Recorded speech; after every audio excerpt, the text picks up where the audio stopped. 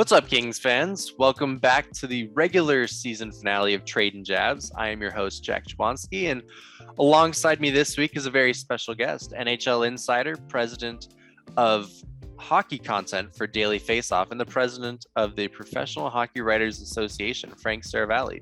Frank, thanks for joining me. Jack, my pleasure. Great to be with you. How you doing?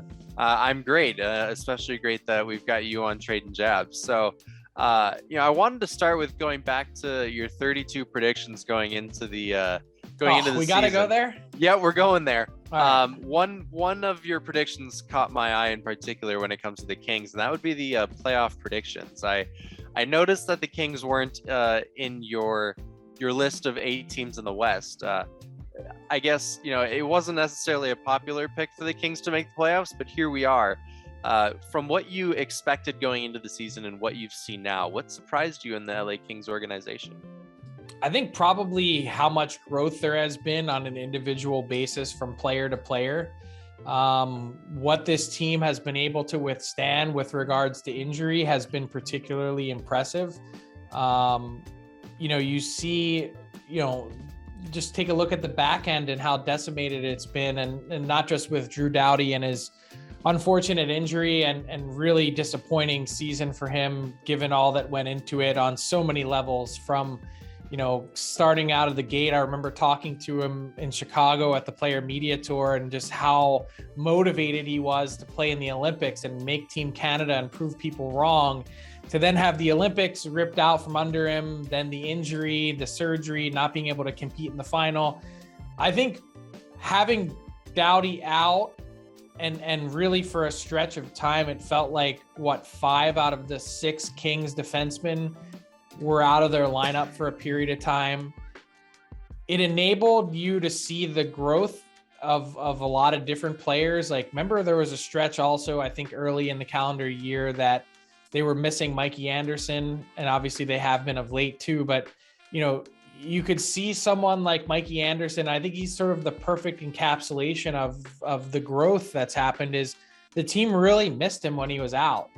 Yeah. And there was a hole there, and it was like, well, that didn't really exist before the season started. And you're like, to see that player have an impact the way that he has been impressive. Sean Durzi comes in sort of out of nowhere and sticks and is able to really be an impact piece. And so I knew the Kings would be better. And I can tell you that this is not any fence sitting on my part or trying to pump my own tires after my wonky preseason prediction. But I did, I like, one of my favorite parts of starting the season is the over-under point totals. And I actually put some of my own money on the Kings over 85.5 points. I thought they'd be better, but I thought they'd be sort of in the 92, 93 point range and kind of just fall short. And so they've exceeded expectations. And obviously now, a playoff team or right on the verge of it, like they've really exceeded expectations, especially given all the circumstances that I just outlined. Yeah. I mean, good on you. You've cashed your bet, and they've got a chance. A while ago. That money's been sitting in my account. Now, yeah. I've been sweating out a few other ones, Jack, but the Kings did right by me. Yeah, they've got a chance to hit the century mark if they come away with 4 points in their last 2 games, Wednesday and Thursday. You mentioned the holes that maybe some injuries have caused, and no question, Drew Doughty missing more games this season than he had in his whole career is a gut punch, and he's out for the season, having had surgery already. As you reported a while back, a lot of young players really had to grow up, and it's really tested the depth of the Kings prospects that have slowly been acquired in the last 3-4 years, given the seasons that they've had.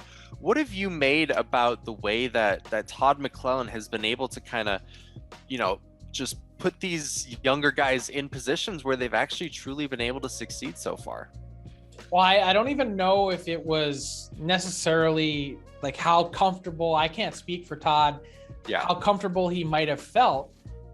But like at a certain point, you have to do what you have to do, and like the pieces are what they are. It's been baptism by fire in some ways. At times there was no choice. Yeah, and it's actually they've risen to the occasion and passed the test more often than not.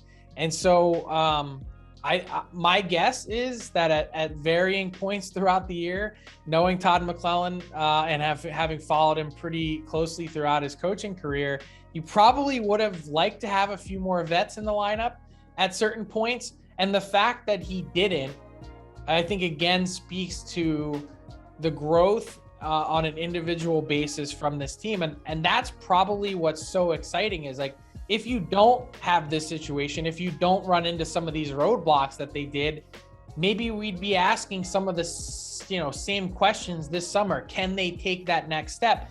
Now we know that the answer is yes.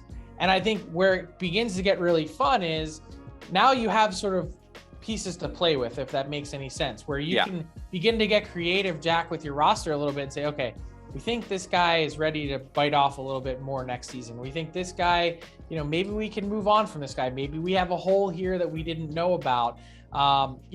They've been able to answer a lot of questions.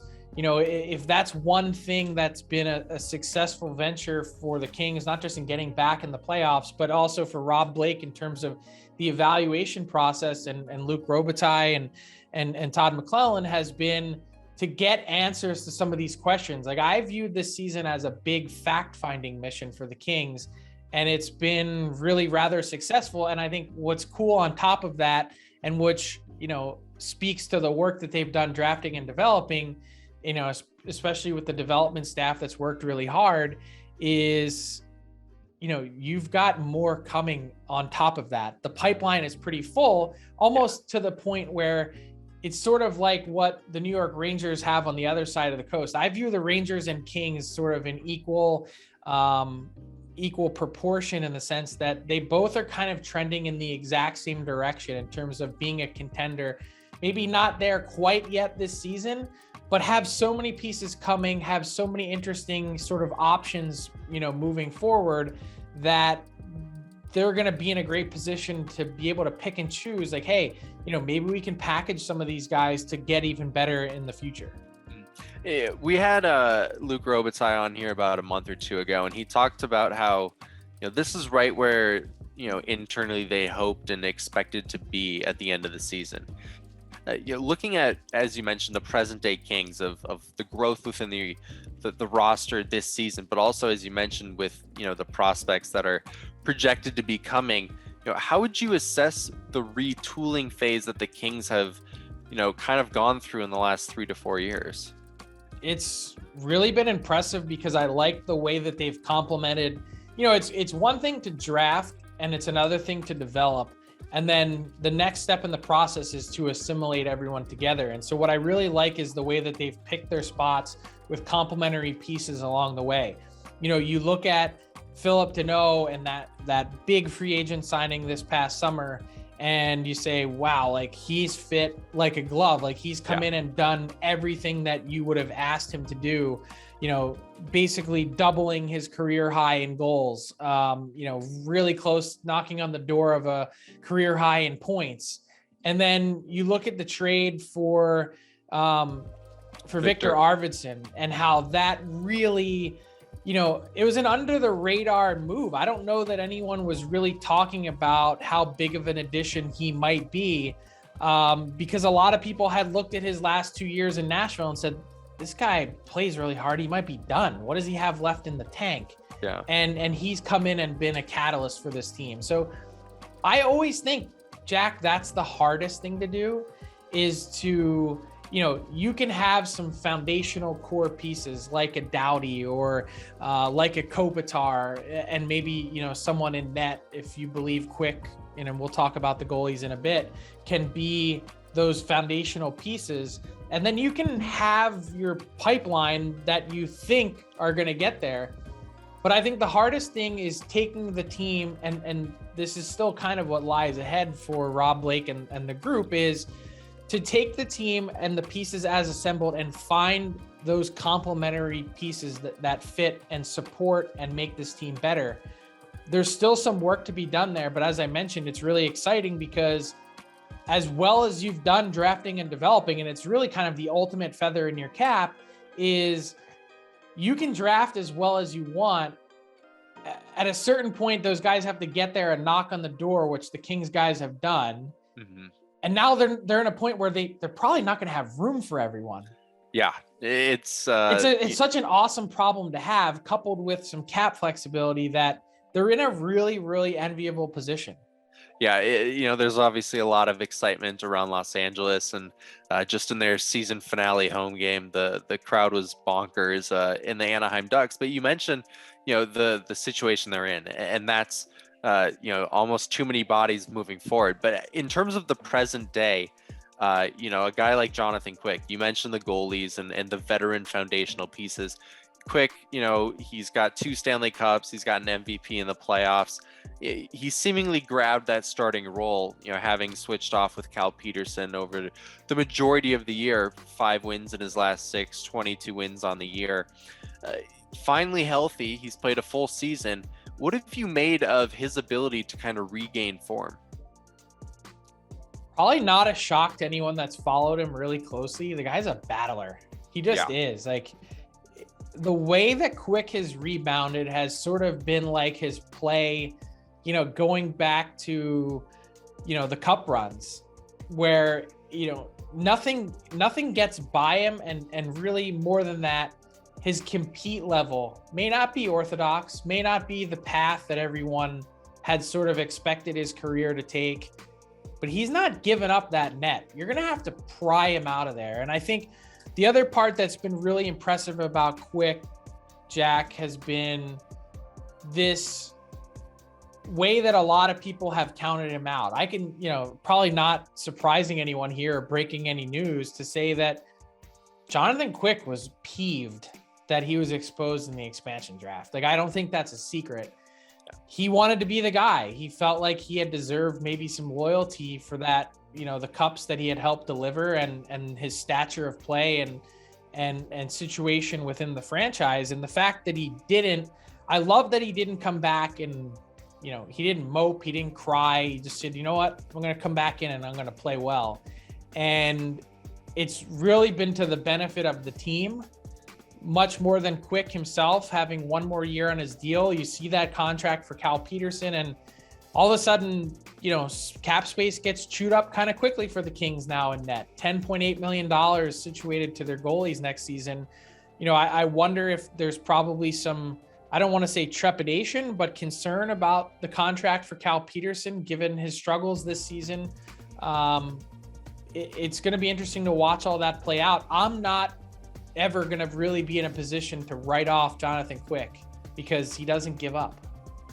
No question, you're right about that, and that's kind of what's made him so successful in the past few years.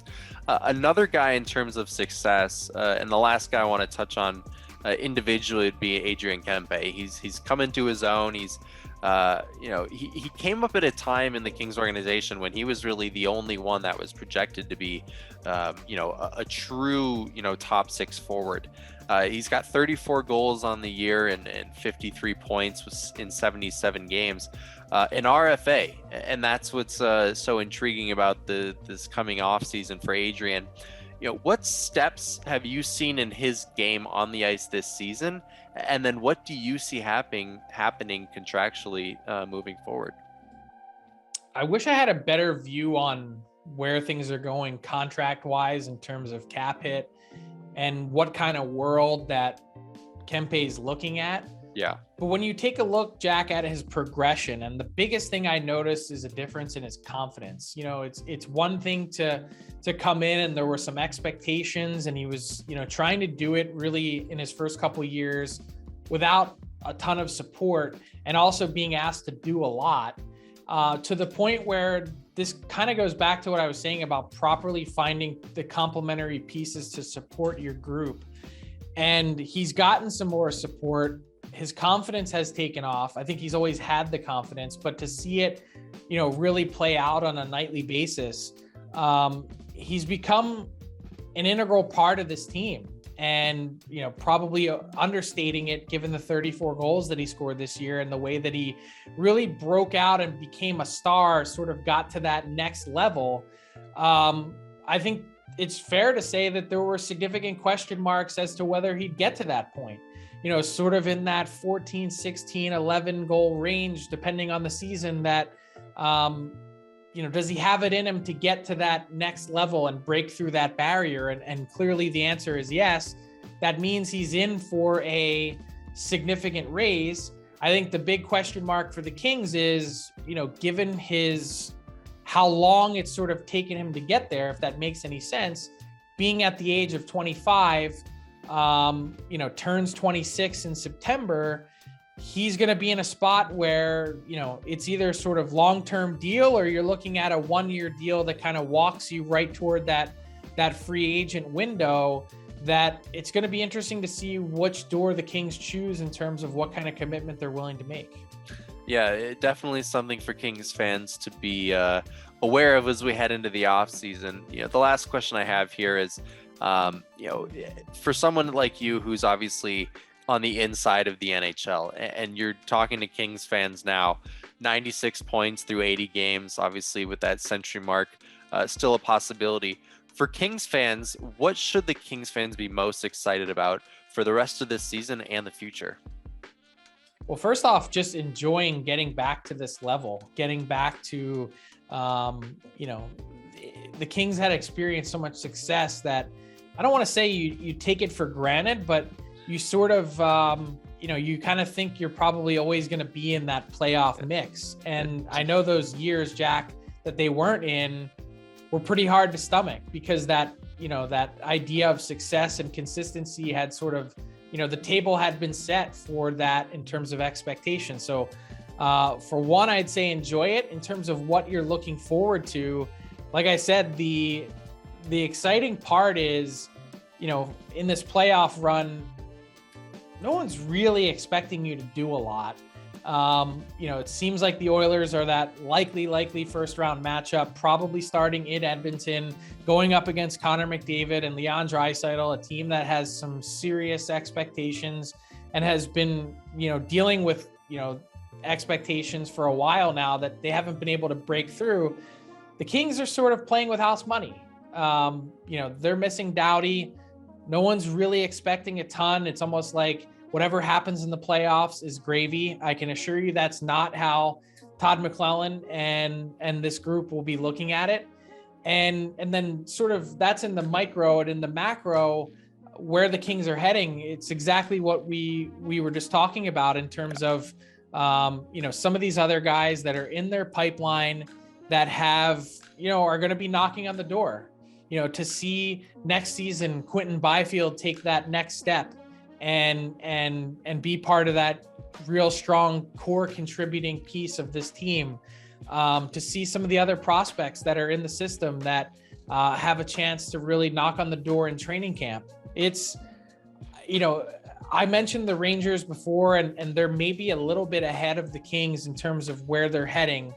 But in terms of, sort of having some cap flexibility, having your draft picks, being in the playoffs, and having passed so many tests this year in terms of where this team wanted to get to see that next group of guys really get there, man, this is a really, really exciting time to be a Kings fan, because they've got a lot on the way that we haven't even really seen in terms of scratching that surface yet. Yeah, no question that the Kings have a bright future as it stands right now. Frank Seravalli, thank you so much for joining Tradin Jabs. Jack, it was my pleasure. Great to be with you, and looking forward to watching everything unfold with the Kings in the months and years ahead.